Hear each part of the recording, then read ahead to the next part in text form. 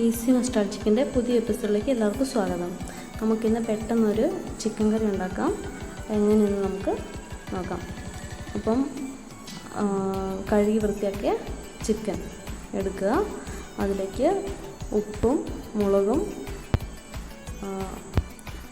മഞ്ഞൾപ്പൊടി കുറച്ച് കുരുമുളക് പൊടി ഇട്ട് നല്ലപോലെ മിക്സ് ചെയ്ത് നമുക്ക് മാറ്റി വയ്ക്കാം.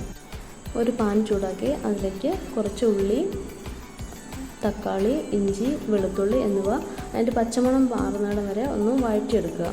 എന്നിട്ടത് നല്ലപോലെ മിക്സിയിൽ അരച്ചെടുക്കണം.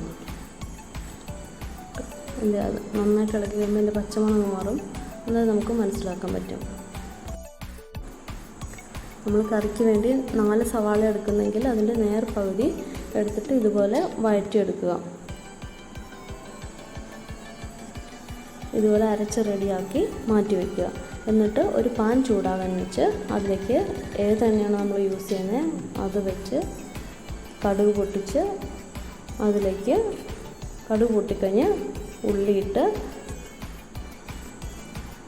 നന്നായിട്ട് വഴറ്റിയെടുക്കണം.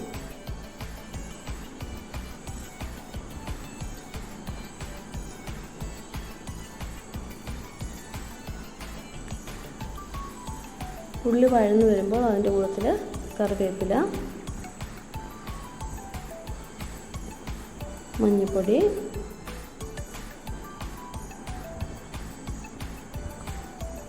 മുളക് പൊടി അത് നമ്മുടെ എരിവിൻ്റെ ആവശ്യത്തിന്, പിന്നെ മല്ലിപ്പൊടി, ഇങ്ങനെ ഓരോന്നോരോന്ന് ഇട്ടിട്ട് നന്നായിട്ട് വഴറ്റിയെടുക്കണം. കണ്ടില്ലേ, ഈ പാകത്തിൽ വഴറ്റിയെടുക്കുക. എന്നിട്ട് ഇതിലേക്ക് നമ്മൾ അരച്ച് വെച്ചിരിക്കുന്ന ആ പേസ്റ്റ് ചേർത്ത് നല്ലപോലെ മിക്സ് ചെയ്യുക. ഇത് നല്ലപോലെ ഒന്ന് മിക്സായി വന്നു കഴിഞ്ഞിട്ട് നമ്മൾ ആദ്യം മുളക് തേച്ച് മാറ്റി വെച്ചിരിക്കുന്ന ചിക്കൻ കുറേശ്ശായിട്ട് ഇട്ട് കൊടുത്ത് അത് നന്നായിട്ട് മിക്സ് ചെയ്തെടുക്കുക. ഇതുപോലെ നല്ലോണം മിക്സ് ചെയ്ത് 2 മിനിറ്റ് മൂടി വെച്ച് വേവിക്കുക.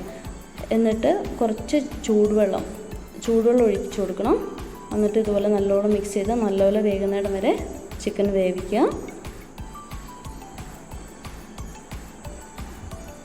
ഇതിലേക്ക് നമുക്ക് മല്ലിച്ചപ്പ് അരിഞ്ഞിട്ട് കൊടുക്കാം.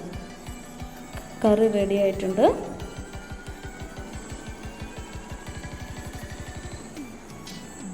ലാസ്റ്റ് കുറച്ച് ഗരം മസാല ഇട്ട് ഇളക്കി കൊടുക്കുക. മിക്സ് ചെയ്ത് കറി റെഡിയായി. കണ്ടില്ലേ, ഇത് നെയ്ച്ചോറിനും ചപ്പാത്തിക്കൊക്കെ നല്ല കറിയാണ്. നിങ്ങളുടെ ചാനലിനെ സപ്പോർട്ട് ചെയ്യുക, ലൈക്ക് ചെയ്യുക, സബ്സ്ക്രൈബ് ചെയ്യുക. Thank you.